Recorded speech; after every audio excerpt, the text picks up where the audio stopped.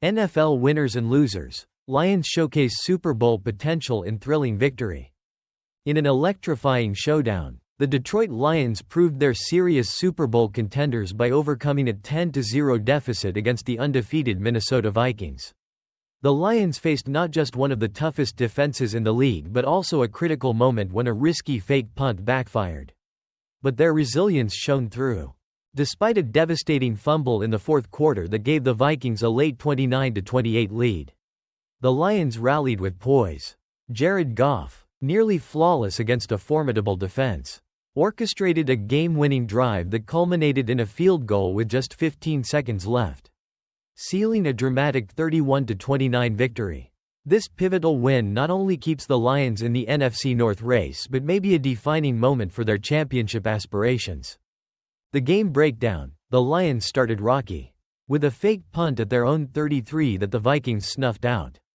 Minnesota quickly capitalized with a 34-yard touchdown run from Aaron Jones. But the Lions weren't deterred. Goff ignited the offense, completing 15 consecutive passes and flipping the script by halftime to lead 21-10. As the clock wound down, a fumble from David Montgomery allowed the Vikings to score, flipping the score to 29-28. With no timeouts left, the Lions' defense stepped up, forcing a quick 3-and-out. Goff then connected with Jahmyr Gibbs on crucial plays to set up the game-winning field goal.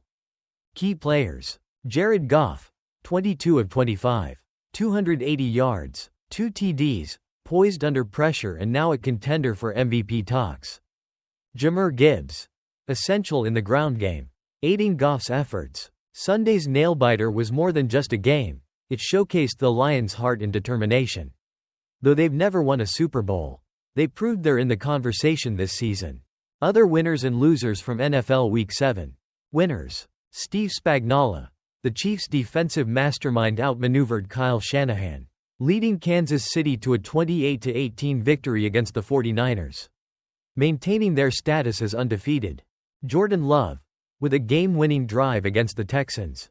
Love showcased why the Packers invested in him, throwing for 220 yards and 3 TDs in a thrilling 24-22 victory.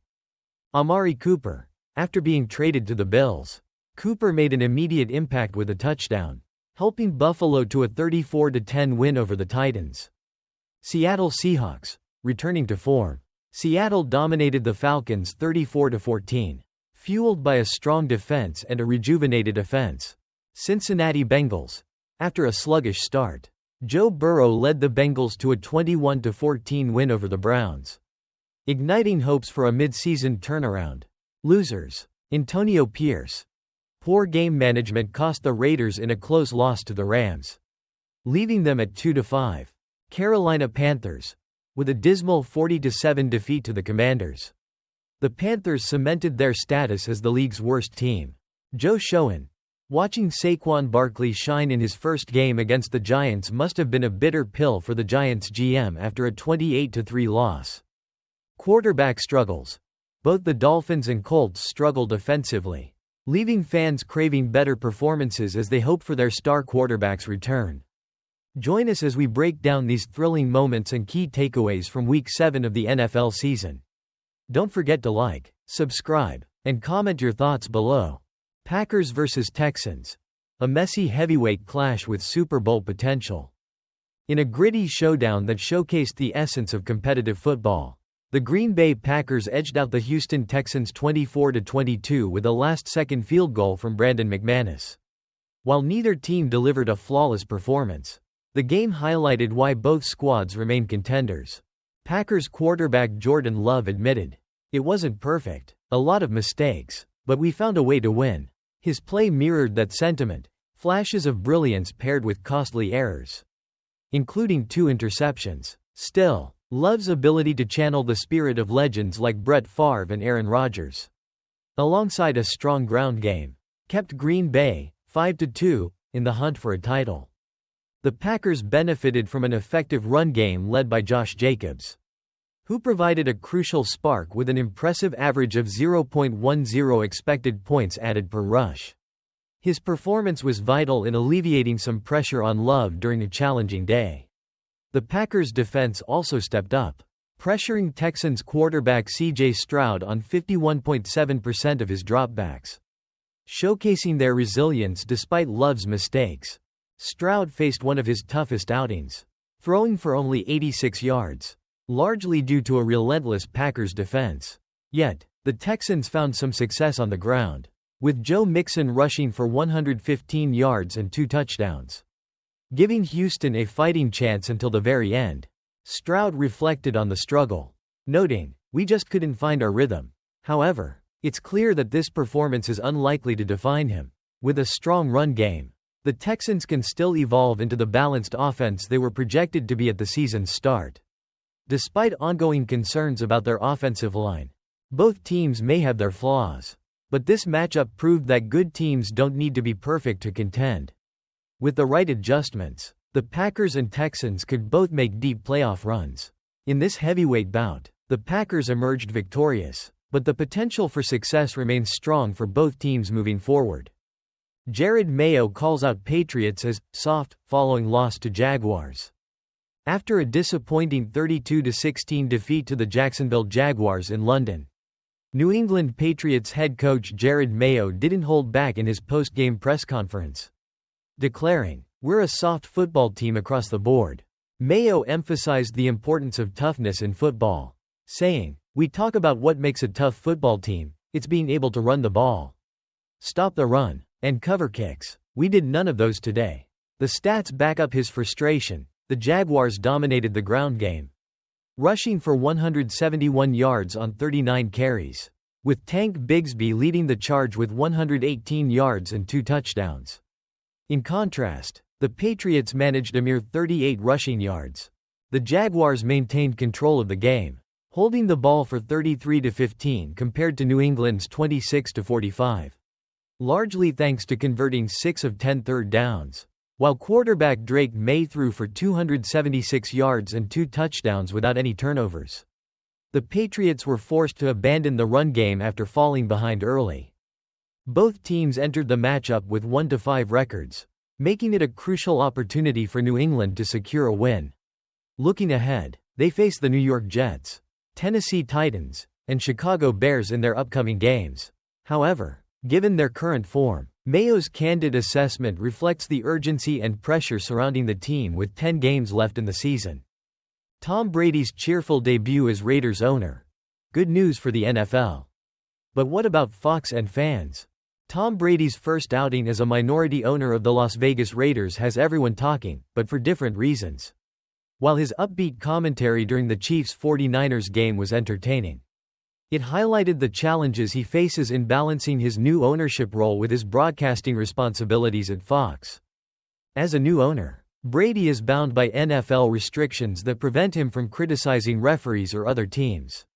This setup might work for seasoned owners like Jerry Jones or Robert Kraft.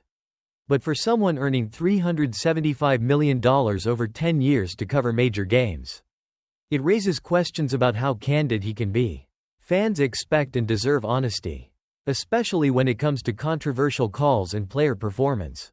In sports, crossover roles aren't new. NASCAR team owners often commentate on races without much acknowledgement of their affiliations. However, the NFL is more formal, and fans anticipate straightforward analysis.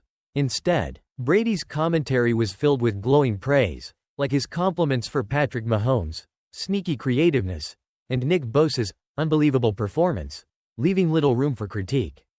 When a questionable pass interference call went against Kansas City, Brady simply referred it to Fox's referee analyst, avoiding any real analysis. While he did share some lighthearted moments, like calling Chiefs defensive coordinator Steve Spagnuolo the bane of my existence, these comments felt more like casual banter than substantive critique.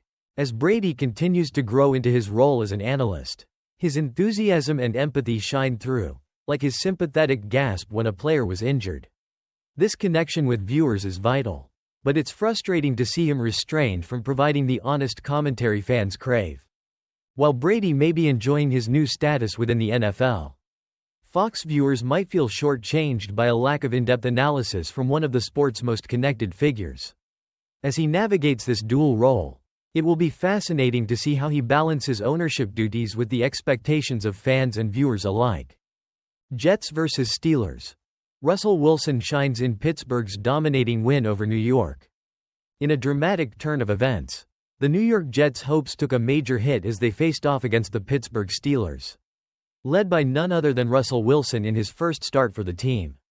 Just a week after trading for star wide receiver Davante Adams, Jets owner Woody Johnson boldly declared his team was going to kick, well, you know the rest. But did that confidence translate to the field? A season of high hopes and crushing reality. The Jets entered the season with aspirations of being Super Bowl contenders, hoping to break the longest playoff drought in American sports. Meanwhile, the Steelers were anticipated to struggle, with many predicting the end of their non-losing streak.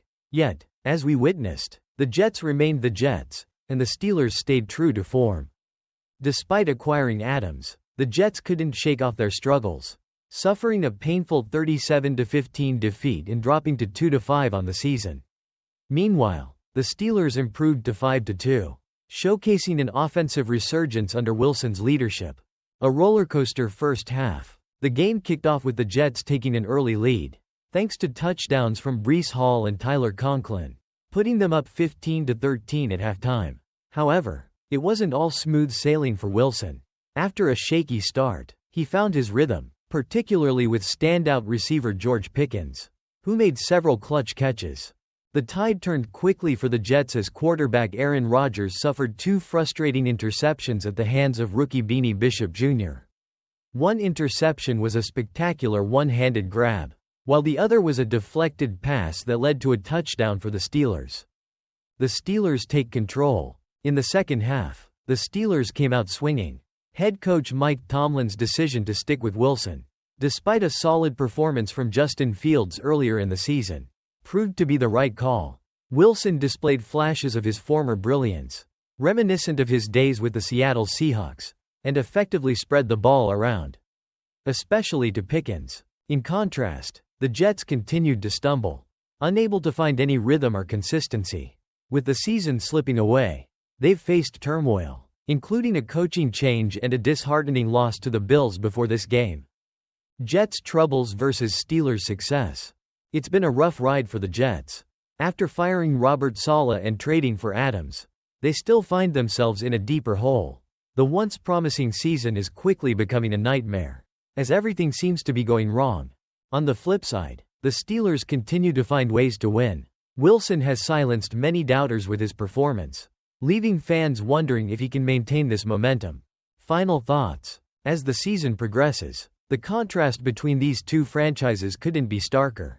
The Steelers thrive in adversity, while the Jets seem to be caught in a downward spiral. Will the Jets find a way to turn it around?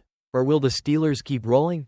Only time will tell. But one thing is certain: the NFL drama is far from over.